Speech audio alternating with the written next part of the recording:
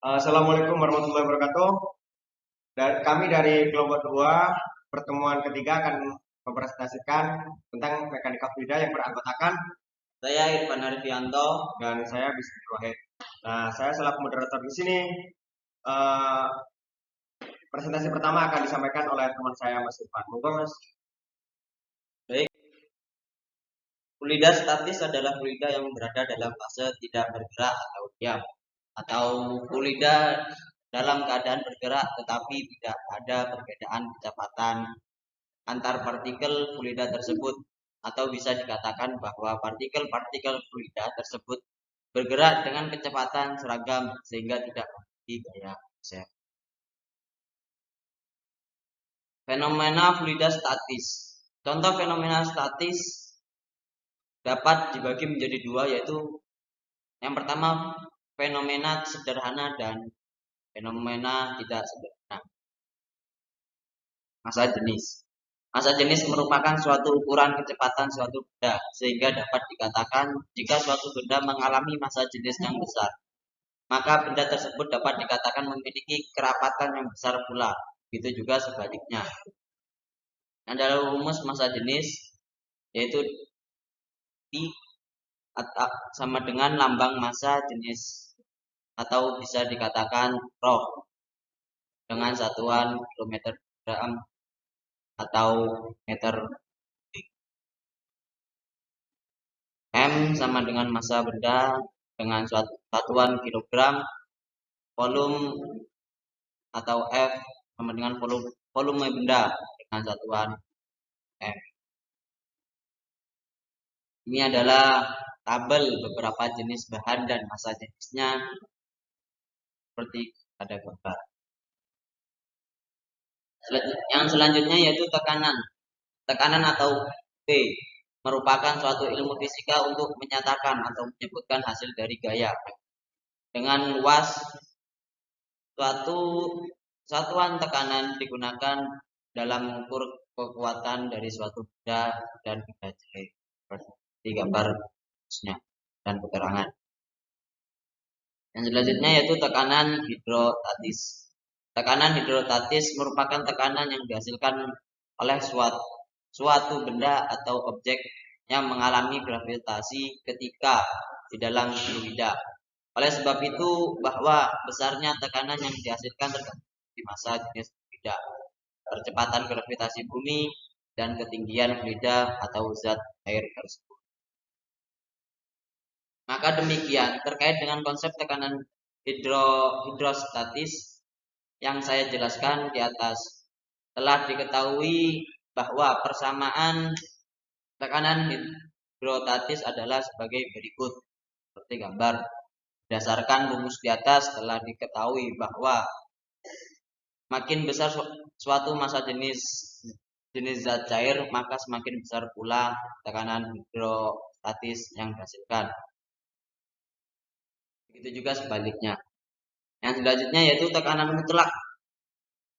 Penunjukan tekanan dalam ruangan tertutup oleh alat ukur tekanan disebut tekanan terukur atau tekanan baut. Alat ukur tekanan pada alat semprot dinamakan manometer tertutup udara di bumi atau dinamakan atmosfer. Jadi tekanan ke segala arah. Tekanan atmosfer dapat diukur menggunakan barometer seperti rumus di bawah. Next. Yang selanjutnya yaitu tegangan permukaan. Tegangan permukaan suatu zat cair didefinisikan sebagai gaya setiap satuan panjang. Tegangan permukaan zat cair ditulis dalam persamaan. Next. Kapilaritas. Kapilaritas merupakan peristiwa naik turunnya zat cair dalam pipa kapiler atau pipa sempit.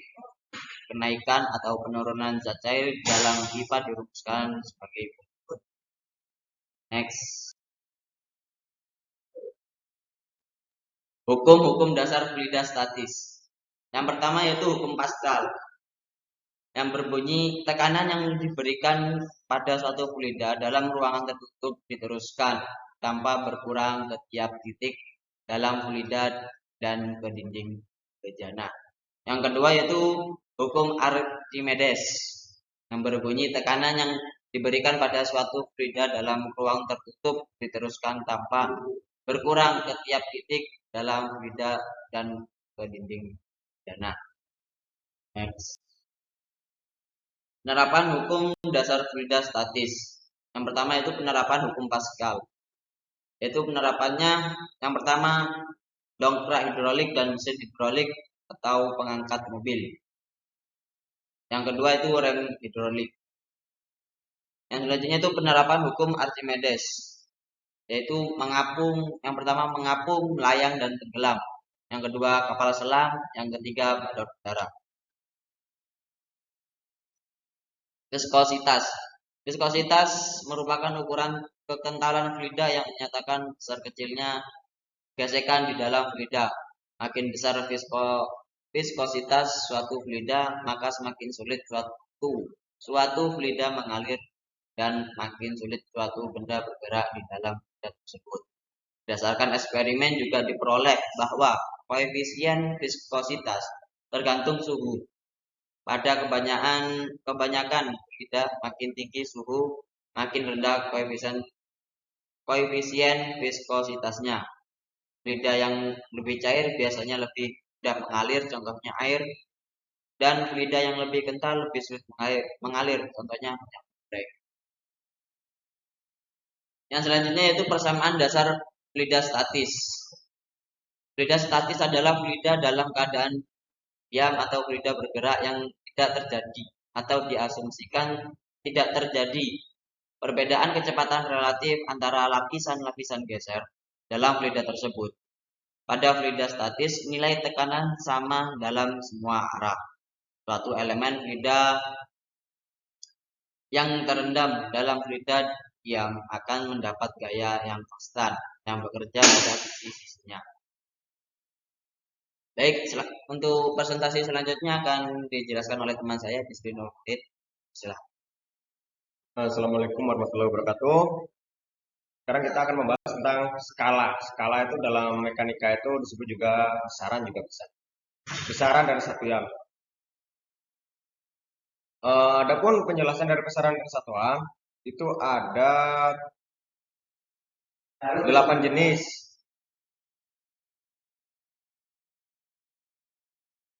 Pengertian besaran dari satuan, kedua jenis-jenis besaran berdasarkan satuannya, yang ketiga besaran pokok, yang selanjutnya besaran turunan, yang keempat berdasarkan ada tidaknya arah, besaran dibedakan menjadi dua.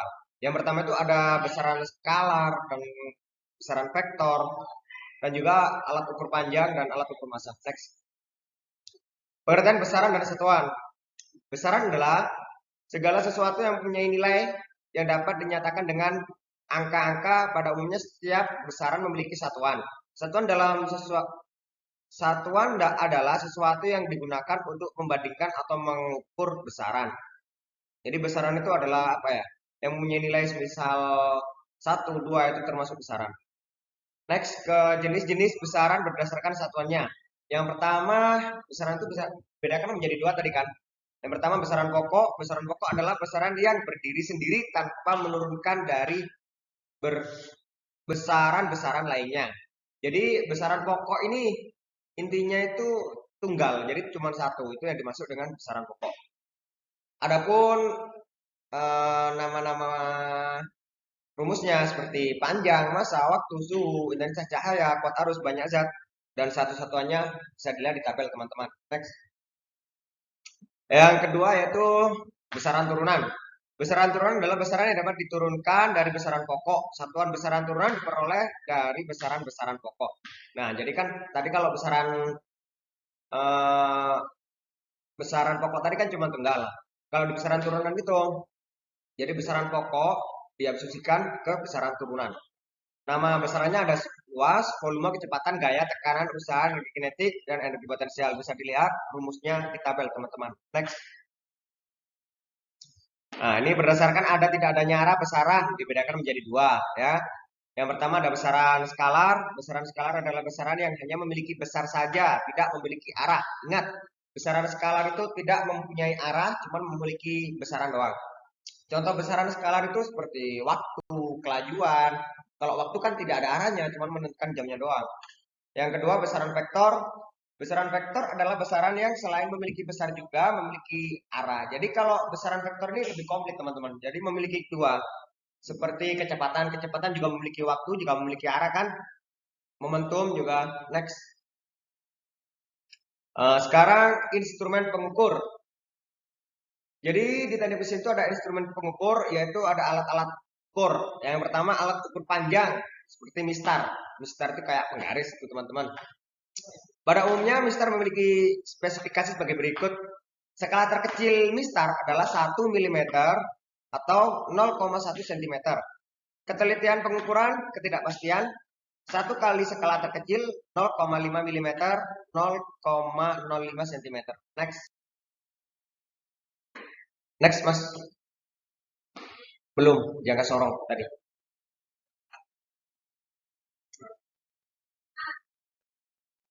Terus, ya udah next.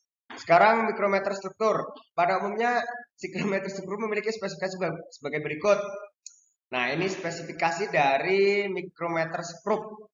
Terdiri dari dua bagian, yaitu poros tetap dan poros geser. Skala yang terdapat pada poros tetap disebut skala utama dengan skala terkecil milimeter. Jadi skala pada mikrometrik struktur itu skalanya paling terkecil itu adalah milimeter. Skala pada arahan geser disebut skala nominus dengan skala terkecil 0,1 mm dan 0,001 cm. Jadi ketelitian pengukuran atau ketidakpastian oleh jangka adalah 1x skala terkecil. Skala yang paling terkecil itu adalah 0,005 mm dan 0,0005 cm. Next. Sekarang alat ukur massa. Nah, ini teman-teman. Ini kan tadi macam-macam alat buat mengukur massa kan ya. Ini ada alat ukur massa, yaitu adalah neraca.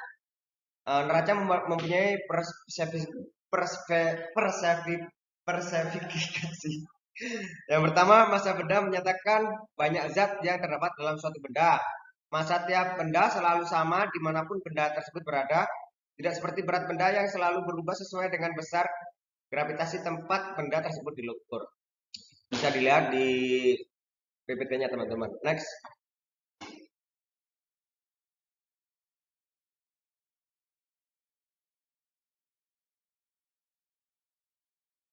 Sekarang menginjak bab yang kedua akan diteruskan, yaitu pengukuran tekanan. Next, Mas Irfan.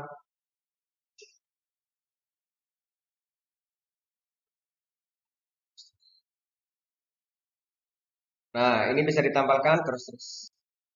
Nah, ini alat-alatnya teman-teman. Definisi satuan. Definisi tekanan. Apa itu tekanan? Tekanan adalah gaya atau luas penampang bidang tekanan. Biasanya disimbolkan dalam bentuk F atau A. Itu rumus dari tekanan. Apa satuan tekanan? Satuannya Newton, milimeter kuadrat, dan Pascal, bar, kilogram, atau sentimeter kuadrat. Next.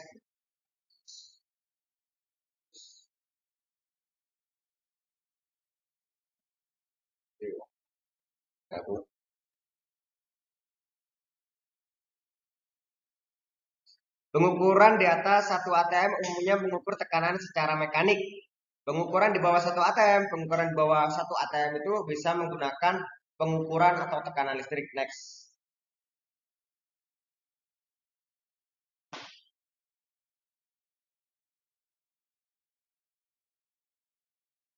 Next, Mas. Terus next. Pengukuran tekanan secara mekanik. Pengukuran tekanan secara mekanik kebanyakan melakukan pengukuran tekanan yang lebih besar dari 1 atm. Jadi kalau pengukuran tekanan secara mekanik itu lebih besar biasanya daripada atm. Mometer digunakan dalam pengukuran tekanan biasanya yaitu adalah mometer atau tabung U, mometer jenis benjana, mometer miring, mikrometer, barometer, penguji bobot mati, pengukur tekanan, dan lain-lain seterusnya. Itu terkait pengukuran. Next. Nah, ini adalah A U B. Itu adalah alat untuk mengukur. Bisa dilihat kan teman-teman? Ayo next, Mas.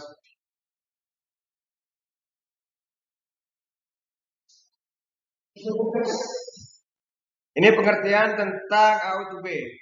Dengan membandingkan level dari cairan pada kedua sisi dari tabung U, tekanan yang diketahui dapat diperoleh dari ilmu kesetimbangan cairan atau fluidostastik tadi yang sudah dijelaskan oleh teman saya Mas Irfan. Next. Next. Sekarang kita masuk ke penggunaan. Di penggunaannya itu biasanya bisa dibuatkan untuk tekanan gaut, tekanan ruangan hampa, atau perbedaan tekanan. Jadi alatnya itu dibuat itu teman-teman. Next. Nah, ini bisa dilihat kan ya, auto B alatnya seperti ini teman-teman. Next.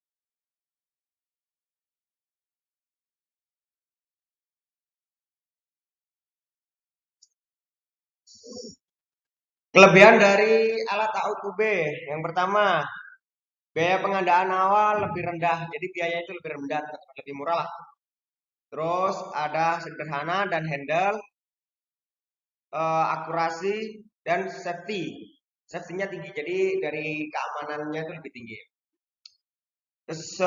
Sesuai untuk aplikasi low pressure dan low differential pressure. Next.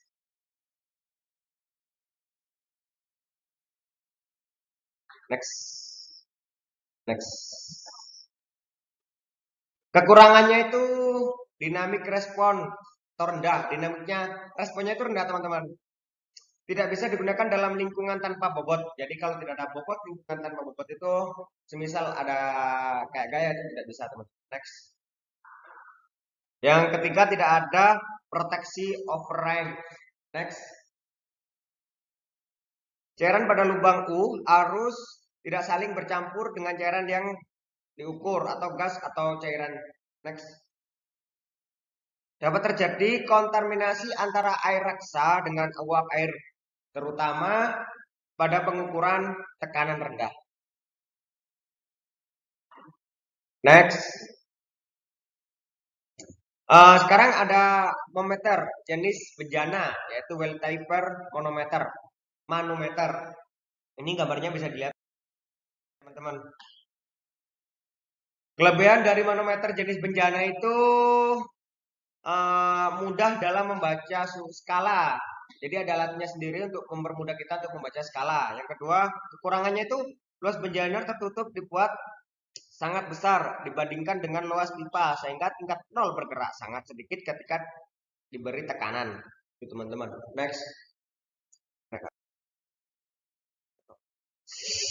Ini gambar. Next. Ini gambar dari manometer miring teman-teman ya. Ini buat mengukur diameternya berapa itu kan ada ya, gambar. Ya, ini manometer miring.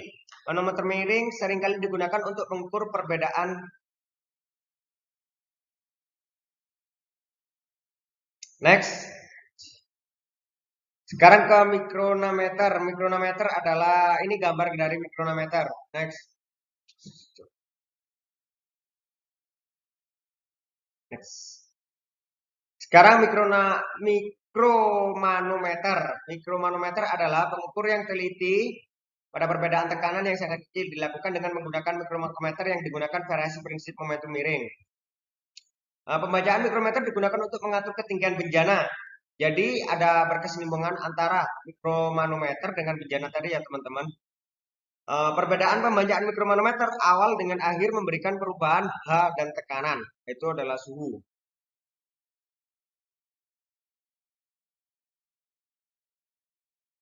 Sekarang barometer. Nah, ini gambar dari barometer teman-teman. Bisa, ini kurang jelas sih. Bisa nanti apabila ada yang kurang jelas bisa di searching Google. Banyak sekarang di internet. Next.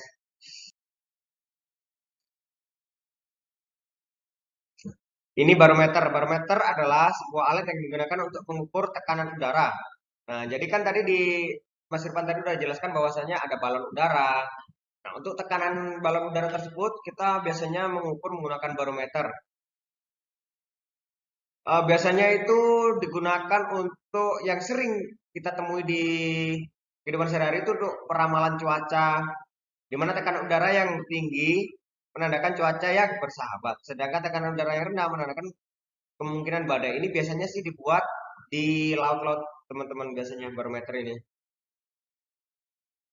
Dan sekian dari kelompok 2.